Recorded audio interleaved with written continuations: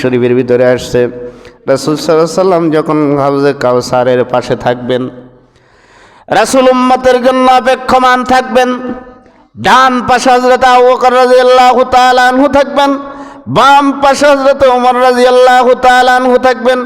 রাসূলুল্লাহ হাউজে কাউসারের ভিতরে গ্লাস প্রবেশ করে দিয়ে গ্লাস একটা হযরত আবু বকরের কাছে দিবেন আর একটা ওমরের কাছে দিবেন, আর উম্মতদেরকে ডেকে ডেকে হাউজে কাউসারের পানি পান করাবেন।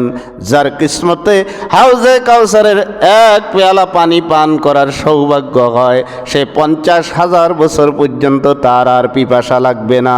আমার নজরে আল্লাহ রাব্বুল আলামিন আসবে যখন, ফাওয়াকাতু সাজিদান, আমি আল্লাহর সম্মানার্থে আল্লাহর চেহারার সামনে আল্লাহর কদমে সেজদায় পড়ে যাব, আল্লাহর কদমে সেজদায় পড়ে যাব। কুলু ইতু ঈসা ইবনে মারইয়াম, হযরত ইব্রাহিম আলাইহিস সালাম বলবেন, তোমরা ঈসা ইবনে মারইয়ামের কাছে যাও, ঈসা আলাইহিস সালামের কাছে যাও, হতে পারে তিনি তোমাদের জন্য আল্লাহর দরবারে সুপারিশ করতে পারেন। আবদাল্লাহি ওয়া রাসূলুহু ওয়া কালিমাতাল্লাহি ওয়া রূহুহু, তিনি আল্লাহর প্রিয় বান্দা ছিলেন। হযরত ইব্রাহিম আলাইহিস সালাম বলবেন, তোমরা ঈসা আলাইহিস সালামের কাছে যাও, তিনি আল্লাহর প্রিয় বান্দা ছিলেন দুনিয়াতে। আবদাল্লাহ, আল্লাহর বান্দা ছিলেন, ওয়া রাসূলুহু, এবং আল্লাহ রাব্বুল আলামিনের পক্ষ থেকে গোটা মানব সভ্যতার জন্য আল্লাহ তাকে রাসূল হিসেবে পাঠিয়েছেন। ওয়া কালিমাতুল্লাহ, আল্লাহর একটা নির্দেশনার মাধ্যমে আল্লাহ রাব্বুল আলামিন ঈসা পয়গম্বরকে বাপ ছাড়া পিতা ছাড়া একমাত্র বান্দাকে দুনিয়াতে পাঠিয়েছেন। ওয়া রূহুহু, আল্লাহ পাকের নির্দেশ ঈসা আলাইহিস সালাম দুনিয়ার সমস্ত প্রক্রিয়াকে বাদ দিয়ে বিনা প্রক্রিয়া আল্লাহ কুদরত দিয়ে ঈসা আলাইহিস সালামকে মার মাধ্যমে বাবা ছাড়া দুনিয়াতে পাঠিয়েছেন। তোমরা তার কাছে যাও, হতে পারে তিনি তোমাদের জন্য আল্লাহর দরবারে সুপারিশ করতে পারেন। লোকজন হযরত ঈসা আলাইহিস সালামের কাছে চলে যাবে, গিয়ে বলবে আমাদের জন্য সুপারিশ করুন। কয়েকজন নবীর কাছে গিয়েছিলাম, সমস্ত নবীরা অক্ষমতা প্রকাশ করেছে, নিজেরা নিজেদের চিন্তায় ব্যতিব্যস্ত রয়েছে। আমাদের জন্য তো কেউ আল্লাহর দরবারে একটু সুপারিশ করতেছে না। সূর্যের তাপের নিচে আমাদের আর সহ্য হচ্ছে না। আমাদের দেখেন মগজগুলো টকবক করে করে চোখ কান নাক দিয়ে পড়তেছে, আমাদের জিহ্বাগুলো নাভি পর্যন্ত নেমে গিয়েছে। ও ঈসা আলাইহিস সালাম, আমাদের জন্য সুপারিশ করুন আল্লাহর দরবারে। ফায়াকুলু লাস্তু হুনাকুম, হযরত ঈসা আলাইহিস সালাম বলবেন, আল্লাহর দরবারে তোমাদের জন্য সুপারিশ করার সক্ষমতা আমার নাই, আমি আল্লাহর কাছে তোমাদের জন্য সুপারিশ করতে পারবো না। কেন পারবেন না আপনি আল্লাহর দরবারে সুপারিশ করার জন্য? হযরত ঈসা আলাইহিস সালাম বলবেন, আমি দুনিয়াতে গিয়েছিলাম মানুষদেরকে বোঝানোর জন্য, আল্লাহর দাসত্ব করার জন্য, আল্লাহর ইবাদত করার জন্য। মানব জাতি আল্লাহর ইবাদত ভুলে গিয়ে, আমার সম্প্রদায়ের লোকেরা, আমার উম্মতেরা আল্লাহর ইবাদত ভুলে গিয়ে আমার উম্মতেরা আমাকে বলেছিল আমি আল্লাহর পুত্র।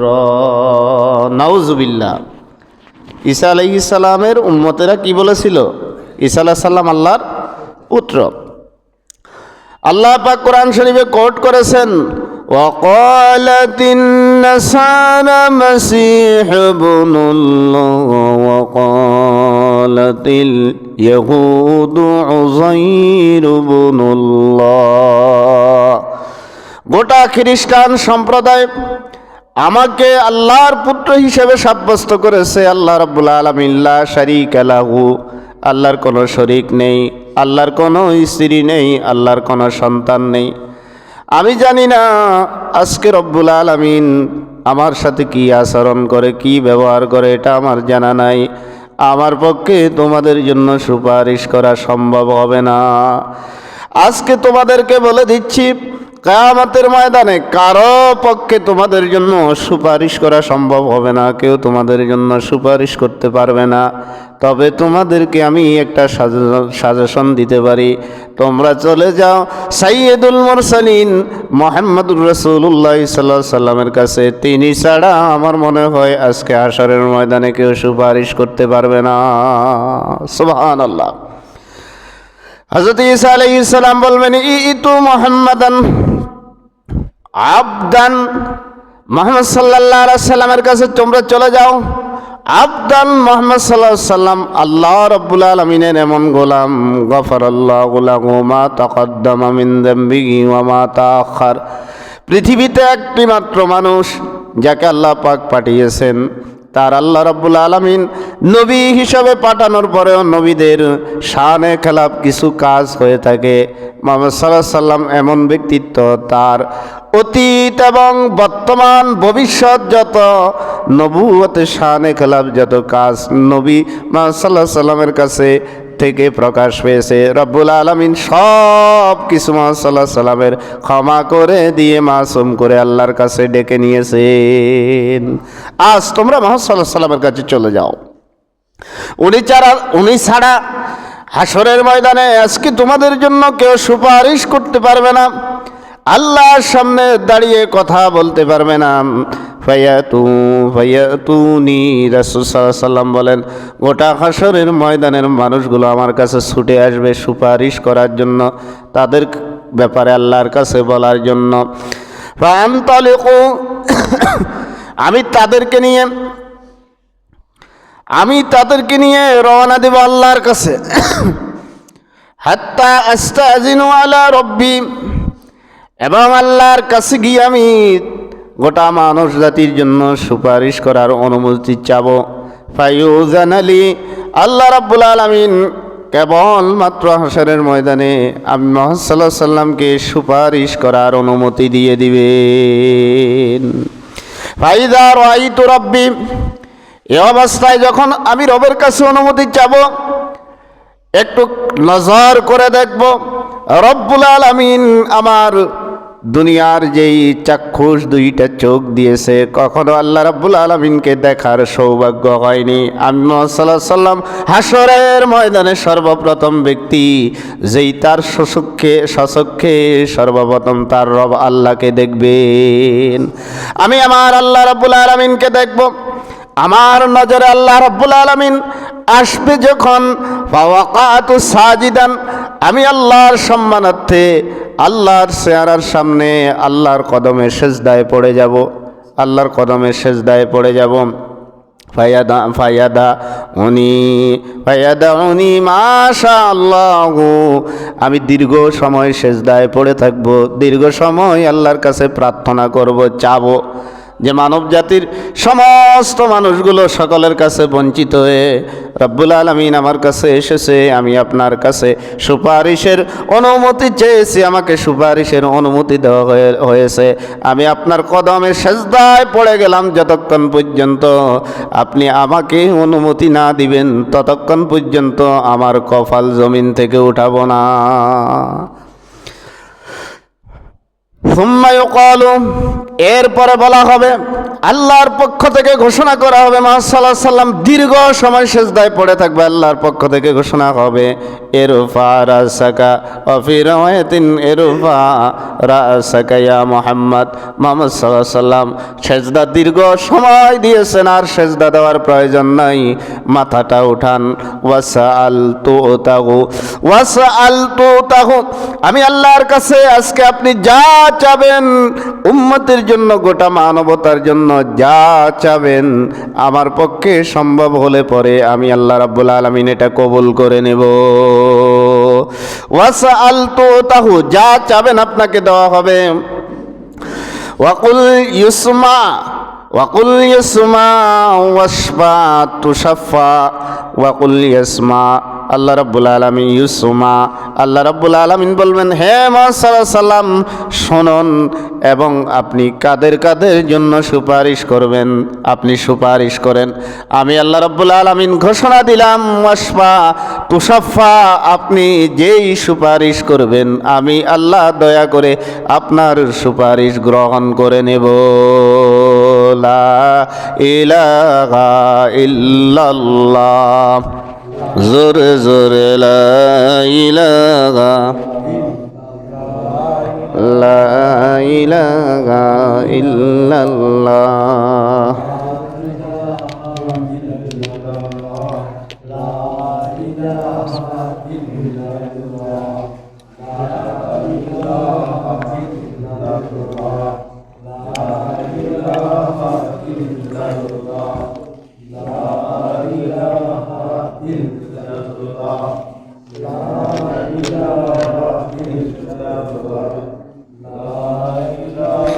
লা ইলাহা ইল্লাল্লাহ, লা ইলাহা, লা ইলাহা ইল্লাল্লাহ, লা ইলাহা ইল্লাল্লাহ, লা ইলাহা ইল্লাল্লাহ, লা ইলাহা ইল্লাল্লাহ, লা ইলাহা ইল্লাল্লাহ, মুহাম্মাদুর রাসূলুল্লাহ। ফারুফাউ রাসি, রাসূল সাল্লাল্লাহু আলাইহি ওয়াসাল্লাম বলেন, আল্লাহ যখন আমাকে বলবেন মুহাম্মদ সাল্লাল্লাহু আলাইহি ওয়াসাল্লাম আপনি চান আপনার চাওয়া কবুল হবে, আপনি যার জন্য সুপারিশ করেন তার জন্য সুপারিশ গৃহীত হবে। আমি মুহাম্মদ সাল্লাল্লাহু আলাইহি ওয়াসাল্লাম যখন আল্লাহর কাছে এই ভরসা পাবো, তখন আমি দীর্ঘ সময়ের সেজদার পরে সেজদা থেকে মাথা উঠাবো। সুবহানাল্লাহ, সেজদা থেকে মাথা উঠাবো। ফা আহমাদুহু বিতাহমিদিন, ফা আহমাদুহু বিতাহমিদিন, আমি সেজদা থেকে মাথা উঠিয়ে দীর্ঘ সময় পর্যন্ত আল্লাহর প্রশংসা করব। হায়াত দিছেন কে? জোরে কোন, হায়াত দিছেন কে? আল্লাহ। প্রশংসা চলবে কার? ভাত খাওয়ার শক্তি দিছে কে? প্রশংসা চলবে কার? আল্লাহ যদি শক্তি না দিতেন এক লোকমা ভাত আমরা কেউ ভিতরে নিতে পারতাম না। আজকে সকালে ফজরের নামাজ পড়ে যখন বের হলাম, এক আল্লাহর গোলামের সাথে দেখা, তিনি বলেন আগে ঠিক মতো খেতে পারতাম, এখন খাওয়ার সময় মনে হচ্ছে জানি ভিতরে কি জানি বাধা পড়তেছে, খানা গিলতে পারি না। খানা গিলার শক্তি দেয় কে? জোরে কনকে। হাঁটার শক্তি দেয় কে? বলার শক্তি দেয় কে? সব কিছু যখন আল্লাহ দেয়, প্রশংসা চলবে কার? রাসূল সাল্লাল্লাহু আলাইহি সাল্লাম বলেন আমি সেজদা থেকে মাথা উঠিয়ে আমার রবের প্রশংসা করব। ওয়ায়ুআল্লিমনি, যেভাবে আমার রব আমাকে প্রশংসা শিখিয়েছেন। মাথা উঠাবো, মাথা উঠানোর পরে রবের প্রশংসা করব। সুম্মা আশফাউ, এরপরে আমি সুপারিশ করতে আরম্ভ করব। রাসূল সাল্লাল্লাহু আলাইহি সাল্লাম বলেন এরপরে আমি সুপারিশ করতে আরম্ভ করব। কাদের কাদের জন্য সুপারিশ করা যায় তাদের জন্য আমি সুপারিশ করব। সকলে রাসূলুল্লাহর সুপারিশ পাবে না। সুপারিশ করতে আরম্ভ করব, আল্লাহ পাক আমার সুপারিশ গ্রহণ করবে। আল্লাহ রাব্বুল আলামিন সূরাতুল বাকারার মধ্যে আয়াতুল কুরসির ভিতর আল্লাহ পাক ইরশাদ করেন আল্লাহ পাক ইরশাদ করেন আল্লাহু লা ইলাহা ইল্লা হুয়াল হাইয়ুল কাইয়্যুম লা তাখুযুহু সিনাতুন ওয়া লা নাওম লাহু মা ফিস সামাওয়াতি ওয়া মা ফিল আরদ মান যাল্লাযী ইয়াশফাউ ইনদাহু ইল্লা বিইذনিহি। আল্লাহ পাক বলেন আল্লাহ এমন স্রষ্টা যার চোখে তো নিদ্রা হওয়া দূরের কথা, ঘুম যাওয়া দূরের কথা, আমি রব্বুল আলামিনের নজর আমার যে আল্লাহ রব্বুল আলামিনের যে আমার যে দুইটা চোখ রয়েছে, আল্লাহর চোখ আছে কি নাই? জোরে কোন আছে কি নাই? আল্লাহ পাক বলেন, আমার চক্ষুদয় নিদ্রা তো দূরের কথা, কখনো আমার চক্ষুদয় নিদ্রার ভাবও আসে না, ঝিমনিও আসে না। আমি রব সামাম পৃথিবীর সমস্ত মাখলুকাতের দিকে নজর করে থাকি। আমার যদি জিমানি আসে, সব কিছু তছনছ হয়ে যাবে, সব ধ্বংস হয়ে যাবে। আল্লাহ পাক এরপরেই বলেন, আমি কিয়ামতের ময়দানে যাকেই সুপারিশ করার অনুমতি দিমু, সেই ছাড়া কেউ মানুষের জন্য সুপারিশ করতে পারবে না। আর যাকেই সর্বপ্রথম অনুমতি দিবে তার নাম কি? মুহাম্মাদুর রাসূলুল্লাহ। রাসূল বলেন, আমি সুপারিশ করব। ভাইয়া হুদ্দানি ভাইয়া হাদ্দু ভাইয়া হুদ্দুনি ফায়াহুদ্দুলি হাদ্দান। আমাকে আল্লাহ একটা সীমা রেখা দিবেন, সবার জন্য আমি সুপারিশ করতে পারবো না, আমাকে সীমা রেখা দেওয়া হবে। হাদিস শরীফের ভিতরে আসছে, রাসূল সাল্লাল্লাহু আলাইহি ওয়াসাল্লাম যখন হাউজে কাউসারের পাশে থাকবেন, রাসূল উম্মতের জন্য অপেক্ষমান থাকবেন। ডান পাশে হযরত আবু বকর রাদিয়াল্লাহু তাআলা আনহু থাকবেন, বাম পাশে হযরত ওমর রাদিয়াল্লাহু তাআলা আনহু থাকবেন। রাসূলুল্লাহ হাউজে কাউসারের ভিতরে গ্লাস প্রবেশ করে দিয়ে, গ্লাস একটা হযরত আবু বকরের কাছে দিবেন আর একটা ওমরের কাছে দিবেন, আর উম্মতদেরকে ডেকে ডেকে হাউজে কাউসারের পানি পান করাবেন। যার কিসমতে হাউজে কাউসারের এক পেয়ালা পানি পান করার সৌভাগ্য হয়, সে 50,000 বছর পর্যন্ত তার আর পিপাসা লাগবে না। আমাদের মতো কিছু লোক সেখানে গিয়ে উপস্থিত হবে, গিয়ে বলবে, ইয়া রাসূলুল্লাহ, আমরা আপনার উম্মত এসেছি হাউজে কাউসারের পানি পান করার জন্য, আমাদেরকে একটু পানি পান করানোর সুযোগ দেন। কত কষ্টে আছি দেখেন, আমরা আপনার উম্মত ছিলাম, আমাদের জিহ্বা নাভি পর্যন্ত বের হয়ে গিয়েছে, এক গ্লাস পানি দেন, তৃষ্ণা নিবারণ করি। রাসূল সাল্লাল্লাহু আলাইহি ওয়াসাল্লাম তাদের দিকে, ফানাজারা রাসূলুল্লাহ সাল্লাল্লাহু আলাইহি ওয়াসাল্লাম ইলাইহিম, নবীজি তাদের দিকে নজর করে দেখবেন, নজর করে দেখে বলবেন, সৌকান লিমান গায়্যারা মিনহুম, আজ আমার হাউজে কাউসারের পাশে তোমরা দাঁড়াবে না, খবরদার দূর হয়ে চলে যাও। যেহেতু হাউজে কাউসারের পানি আমি তাদেরকে পান করাচ্ছি যারা 5 ওয়াক্ত নামাজ রেগুলার পড়তো। সুবহানাল্লাহ। হযরতে সাহাবায়ে কেরাম জিজ্ঞেস করলেন, কেন 5 ওয়াক্ত নামাজীদেরকে হাউজে কাউসারের পানি পান করানো হবে? রাসূল সাল্লাল্লাহু আলাইহি ওয়াসাল্লাম বলেন, আমার উম্মত যারা নামাজ পড়ে 5 বার ওযু করে, 5 বার ওযু করে, গুররাম মুহাজ্জালিন, আমার উম্মতের ওযুর চিহ্নের থেকে রব্বুল আলামিন হাশরের ময়দানে এমন জ্যোতি, এমন আলো বের করবেন, যে আলোর কারণে হাশরের ময়দানে অন্যান্য সূর্যের আলো পর্যন্ত ম্লান হয়ে যাবে। এত নূর তার চেহারা এবং হাত মাথা থেকে আল্লাহ বের করে দিবেন।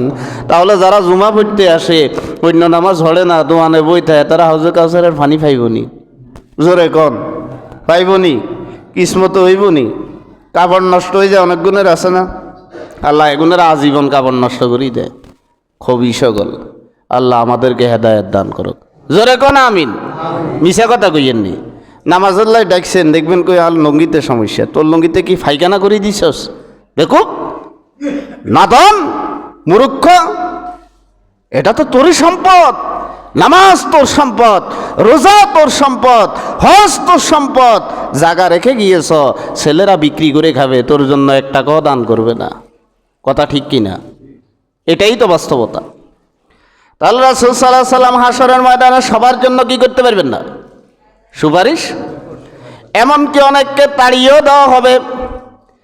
শুধু আপনাদের সাধারণ মানুষ নয়, অনেক আলেম ওলামা পর্যন্ত হাউজে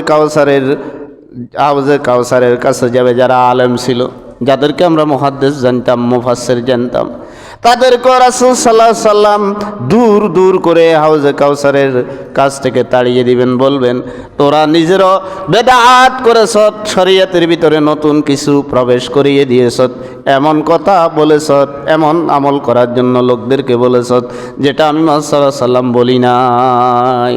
তাহলে সাধারণ মানুষ হাউজে কাউসার থেকে দূরে থাকবে, অনেক আলেমও। তা আল্লাহ আমাদের সবাইকে হাউজে কাউসারের পানি নসিব করুক। রাসূল সাল্লাল্লাহু আলাইহি ওয়াসাল্লাম বলেন, ফাউদখিলুহুমুল জান্নাতা, সর্বপ্রথম আমি যাদের জন্য সুপারিশ করব, আমার সুপারিশ রব্বুল আলামিন কবুল করবেন। গ্রহণ করার পরে আমি রাসূলুল্লাহ তাদেরকে নিজে হাতে ধরে ধরে ধরে ধরে এক এক করে আল্লাহর জান্নাতে প্রবেশ করিয়ে দেব। সর্বপ্রথম যাদের জন্য সুপারিশ করব তাদেরকে আমি নবীজি নিজের হাতে ধরে জান্নাতের গেট প্রবেশ করিয়ে দেব।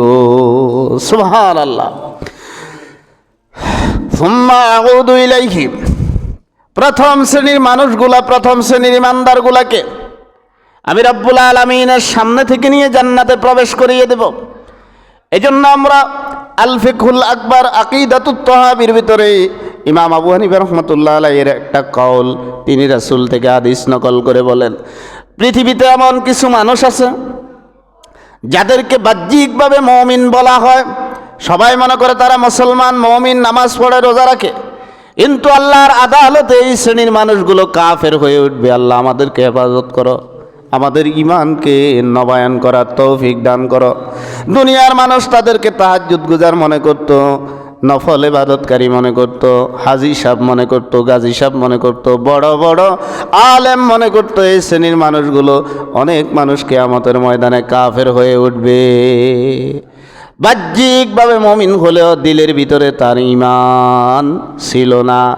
আবার বাহ্যিকভাবে অনেক কাফের কিয়ামতের ময়দানে আল্লাহর দরবারে ঈমানদার হয়ে উঠবে। কত ভয়ঙ্কর কথা! অনেক ঈমানদার কাফের অবস্থায় উঠবে, আর অনেক কাফের ঈমানদার হয়ে উঠবে। রাসূল সাল্লাল্লাহু আলাইহি সাল্লাম বলেন, সুম্মা আউদু ইলাইহি, আমি আল্লাহর কাছে ফিরে আসব, বলবো যে প্রথম শ্রেণীর মানুষ তো জান্নাতে চলে গেছে, এদেরকে জান্নাতে পৌঁছে দিয়েছি। রব্বুল আলামিন আমার উম্মতের মধ্য থেকে অনেকে এখনও দাঁড়িয়ে রয়েছে, আমাকে আরেকটু অনুমতি দেন, এই উম্মতগুলারে নিয়ে আমি জান্নাতে পৌঁছাইয়া দিই। আমাদের খাসলত হচ্ছে, আমাদের স্বভাব হচ্ছে, আমরা সন্তান, পরিবার, পরিজনের নিয়ে ব্যতিব্যস্ত, চিন্তায় চিন্তিত। রাসূলুল্লাহ পৃথিবীর জমিনে একমাত্র মানুষ ছিলেন যিনি ছেলে, সন্তান, আত্মীয় স্বজন কারো জন্য এত চিন্তিত ছিলেন না। চিন্তিত একমাত্র ছিলেন কিয়ামত পর্যন্ত যত উম্মত আসবে সকল উম্মতের জন্য রাসূলুল্লাহ চিন্তিত ছিলেন। এজন্য দীর্ঘ সময় পর্যন্ত তাহাজ্জুদের ভিতরে রাসূলুল্লাহ মাথাকে আল্লাহর কদমে দিয়ে রাসূলুল্লাহ দোয়া পড়তেন, রব্বি হাবলি উম্মতি, রব্বি হাবলি উম্মতি। আল্লাহ আমার এতিম উম্মতগুলাকে আপনি ক্ষমা করে দেন। কত মায়া আমাদের জন্য! শুধু তাই নয়, আল্লামা তিরমিজি রাহিমাহুল্লাহ বলেন, রাসূলুল্লাহ সাল্লাল্লাহু আলাইহি ওয়াসাল্লাম এখনো রওজা আতহারে নবীরা, একমাত্র নবীরা কবরের ভিতরে, মাকবারার ভিতরে নামাজ পড়ার অনুমতি পাবে। নবীরা কবরে দাঁড়িয়ে দাঁড়িয়ে নামাজ পড়বেন কিয়ামতের আগ পর্যন্ত, ইসরাফিলের সিংহে ফুঁক দেওয়া পর্যন্ত। এখনও নবীজি রওজা আতারে সেজদায় পড়ে পড়ে আল্লাহর দরবারে দরখাস্ত করতেছে, রব্বি হাবলি, রব্বি গফিরলি উম্মতি, আল্লাহ আমার উম্মতদেরকে ক্ষমা করে দেন। উম্মতের জন্য দোয়া চায় রাসূলুল্লাহ, আর উম্মত ইসলামকে জবাই করে, উম্মত রোজাকে জবাই করে, উম্মত নামাজকে জবাই করে। কথা ঠিক কিনা? আল্লাহ আমাদেরকে বুঝার তৌফিক দান করেন। ফাইযা রাআইতু রাব্বি মিসলাহু, রাসূল বলেন আমি এসে দেখব, আমার স্বচক্ষে আমি আমার আল্লাহকে আবার পুনরায় দেখব, দেখে আল্লাহকে বলবো, আল্লাহ আমাকে আরেকবার অনুমতি দেন, আমার গুনাহগার উম্মতগুলোকে আমি জান্নাতে নিয়ে যেতে চাই। সুম্মা আশফাউ, রাসূলুল্লাহ বলেন আমাকে অনুমতি দেওয়া হবে, আমি আল্লাহর দরবার থেকে অনুমতি পেয়ে আমার এতিম উম্মতদের জন্য আল্লাহর কাছে অনুমতি পেয়ে আমি তাদেরকে যাচাই বাছাই করে ভাইয়া হদ্দুলি হাদ্দান, আল্লাহ আমাকে একটা সীমারেখা দিবেন, ওই সীমারেখার আলোকে আমি উম্মতদেরকে বেছে নেব দ্বিতীয় শ্রেণীর।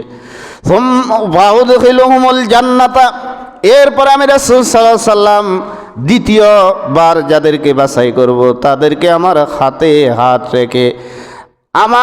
হাত রেখে সারিবদ্ধভাবে একে একে সবাইকে জান্নাতে প্রবেশ করিয়ে দিয়ে আসবো। সুবহানাল্লাহ। কয় শ্রেণীর গেল? দুই দলের জন্য রাসূলুল্লাহর সুপারিশ একটু জিকির করি, লা ইলাহা ইল্লাল্লাহ, লা জোরে জোরে লা ইলাহা লা ইলাহা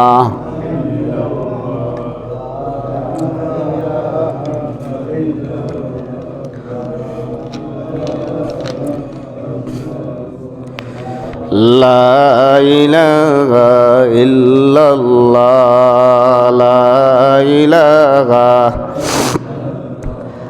লা ইলাহা ইল্লাল্লাহ, লা ইলাহা ইল্লাল্লাহ, লা ইলাহা ইল্লাল্লাহ, লা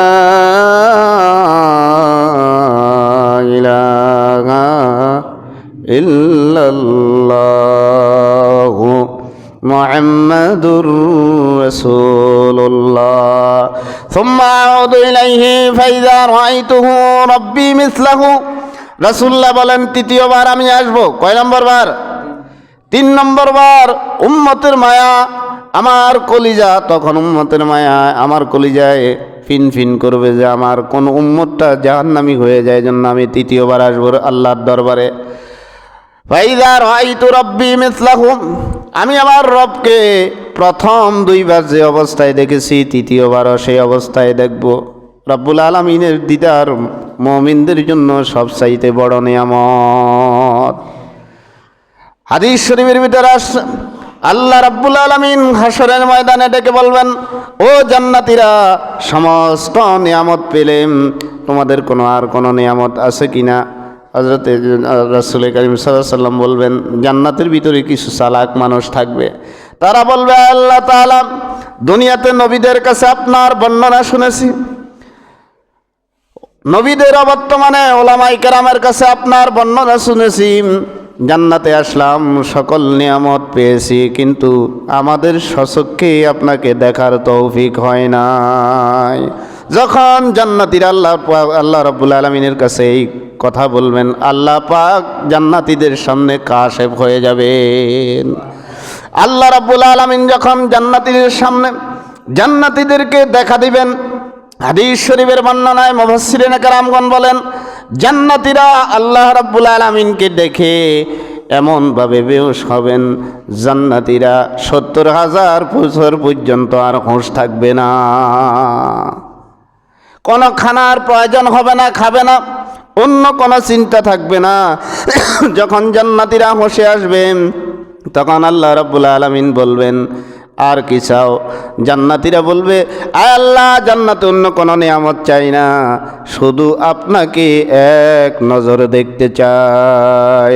গোর গলমা জিতনি নেমত খায়ে তু, গোর গলমা জিতনি নেমত খায়ে তু, সবসে বেহতর নেমতে দীদারে তু, সবসে বেহতর নেমতে দীদারে তু। আল্লামা ফরিদউদ্দিন আখতার রাহিমাহুল্লাহ বলেন, গোর গলমা জিতনি নেমত খায়ে তু, সবসে বেহতর নেমতে দীদারে তু।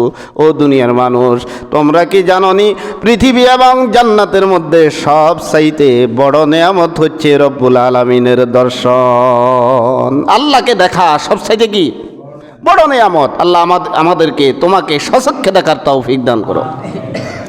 রাসূলুল্লাহ বলেন, আমি তৃতীয়বার আসব, আসার পরে আবার সুপারিশ করব, আরেক দলকে নিয়ে আমি রাসূল সাল্লাল্লাহু আলাইহি সাল্লাম জান্নাতে প্রবেশ করিয়ে দেব। কয়বার আসলো? কয়বার? 3 বার। সুম্মা আউদুর রাবিয়াতা, রাসূলুল্লাহ বলেন, আমি চতুর্থবার আসব। কয় নম্বর বার? 4 নম্বর বার রাসূলুল্লাহ বলেন, আমি আসব। ফাকুলু মা বাকিয়া ফিন্নার, এসে যখন আল্লাহকে বলবো, আল্লাহ আরেকবার সুযোগ দেন, এই লোকগুলার জন্য সুপারিশ করি, রব্বুল আলামিন বলবেন, না, আর কারো জন্য সুপারিশের অনুমতি দেওয়া হবে না। না জানি আমরা কোন দল, কোন মানুষটা 4 নম্বর কাতারে পড়ে যাই। আল্লাহ আমাদেরকে 3 নম্বর কাতারের ভিতরে শামিল করে দাও। আমিন কোন জোরে কোন। এবার বাকি লোকদের সামনে এসে রাসূলুল্লাহ বলবেন, ফাকুলু মা বাকিয়া ফিন্নার, তোমাদের জন্য আজ আর কিছু করতে পারলাম না, তিনটা দলকে ধারাবাহিকভাবে জান্নাতে পৌঁছে দিলাম। তোমরা এমন অন্যায়, এমন অপরাধ, এমন আল্লাহর অবাধ্য হয়েছিলে, আল্লাহ তোমাদের জন্য আর আমার সুপারিশ গ্রহণ করবেন না। ইন্না লিল্লাহি ওয়া ইন্না ইলাইহি রাজিউন ইল্লা মান হাবাসাউল কোরআন। তো তোমাদের জন্য আল্লাহ আমার সুপারিশ গ্রহণ করবেন না। আর যারা বাকি আছো সবগুলোর জন্য আল্লাহ রাব্বুল আলামিন জাহান্নামকে অবধারিত করে দিয়েছে। ওই জাহান্নাম থেকে আর বের হওয়ার সুযোগ পাবে না। আহা, 4 নম্বর দল যারা থাকবে তাদের সংখ্যা কম না বেশি? কথা কন, কম না বেশি? নামাজের সংখ্যা কম না বেশি? কম। জান্নাতের সংখ্যা কম না বেশি? কম। যারা থাকবে তাদের সংখ্যা কি? বেশি। আল্লাহ আমাদের এই বেশি থেকে কমদের ভিতরে অন্তর্ভুক্ত করে দেন। ইল্লা মান হাবাসাহুল কোরআন ওয়া ওয়াজাবা আলাইহিল খুলুদ। রাসূলুল্লাহ বলেন, এরপরে রাসূলুল্লাহ স্পষ্ট ঘোষণা করবেন, 3 কাতার বাদে আজকে যারা আছো তোমাদেরকে আল্লাহ জাহান্নাম দিবেন। আল্লাহর ওয়াদা, তোমরা আর জাহান্নাম থেকে বের হতে পারবে না। আহা, নাউজুবিল্লাহ। বিযালিক আল্লাহ পাক কোরআন শরীফে বলেন, খালিদিনা ফিকা আবাদা। এই 4 নম্বর শ্রেণীর মানুষগুলো কিয়ামতের ময়দানে আল্লাহর নবীর সুপারিশের 3 কাতারের পরে 4 নম্বর কাতার যে মানুষগুলো থাকবে, রব্বুল আলামিন বলেন এই মানুষগুলো চিরস্থায়ী জাহান্নামী। এরা জাহান্নাম থেকে বেরোতে পারবে না। আল্লাহ আমাদেরকে 3 কাতারে শামিল করে দেখ, আমিন কোন। 4 নম্বর কাতারে আমরা বক্তা, শ্রোতা, ইমাম, খতিব, মুসল্লি, দায়িত্বশীল যারা আছি সবাইকে 3 নম্বর কাতারে শামিল করে দেখ। 4 নম্বর কাতারে যদি অন্তর্ভুক্ত হয়ে যায় জাহান্নাম ছাড়া উপায় নাই। লা ইলাহা ইল্লাল্লাহ, জোরে জোরে লা ইলাহা।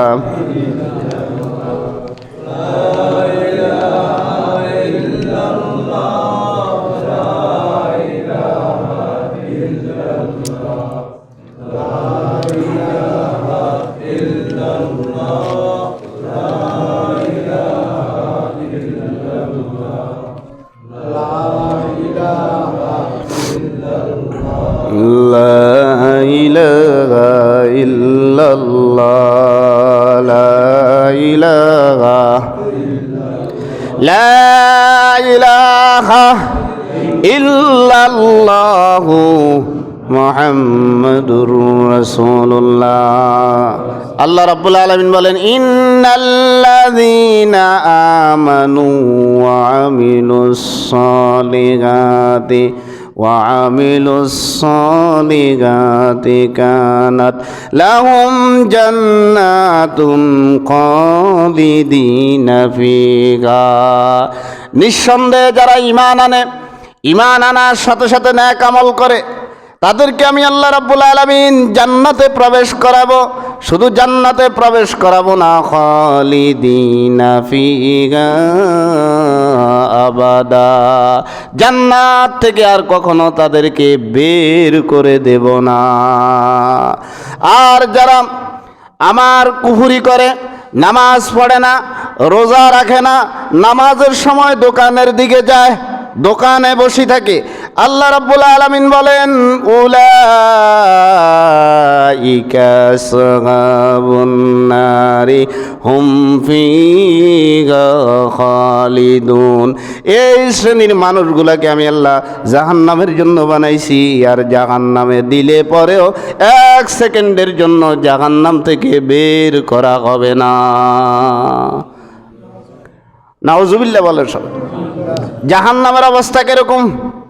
হাদিস শরীফের ভিতরে আসছে, রাসূলুল্লাহ সাল্লাল্লাহু আলাইহি সাল্লাম বলেন, জাহান্নামে কিছু ফেরেশতা থাকবে এরকম, যারা একটা হাতুড়ি নিয়ে দাঁড়াবে।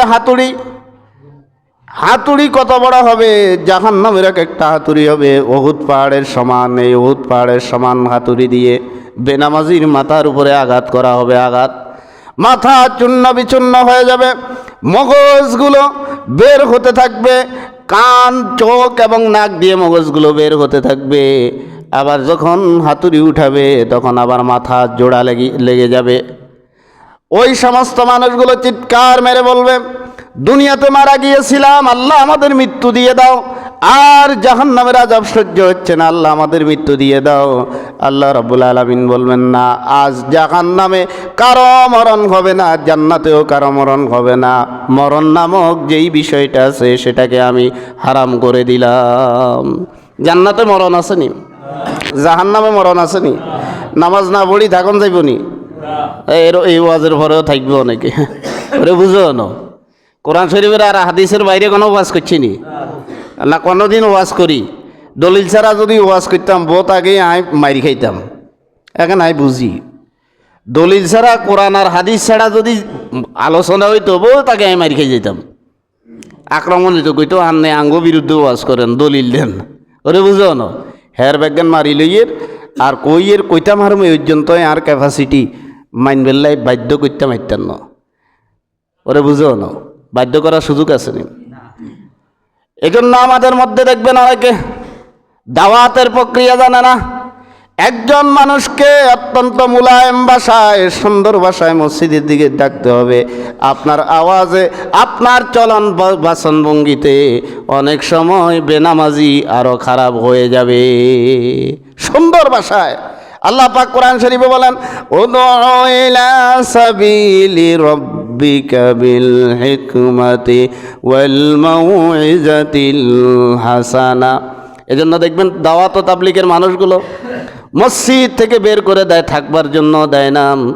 এরপরেও তারা সেখানে গিয়ে মারপিট ভেজাল করে না, করেনি? কথা কয় না, করেনি? আল্লাহ পাক বলেন, উদউ ইলা সাবিলি রাব্বিকা বিল হিকমাতি ওয়াল মাউইজাতিল হাসানা। ও রাসূল সাল্লাল্লাহু আলাইহি ওয়াসাল্লাম, আপনি মানুষদেরকে আল্লাহর পথে ডাকেন, নামাজের পথে ডাকেন, হ্যাঁ, দ্বীনের পথে ডাকেন। ফি সাবিলিল্লাহ, উদউ ইলা সাবিলি রাব্বিকা বিল হিকমাতি, হিকমতের সাথে। কিসের সাথে? ওয়াল মাউইজাতিল হাসানা, উত্তম কথার মাধ্যমে। এখন অপরাধীকে যদি বলেন তুই যদি নামাজ না পড়স তোরে জেলে দিব, এতে কি নামাজি হইব না বেনামাজি হইব? কথা কয় না। এটা কি দাওয়াতের প্রক্রিয়া? দাওয়াতের প্রক্রিয়া কিসের মাধ্যমে হবে?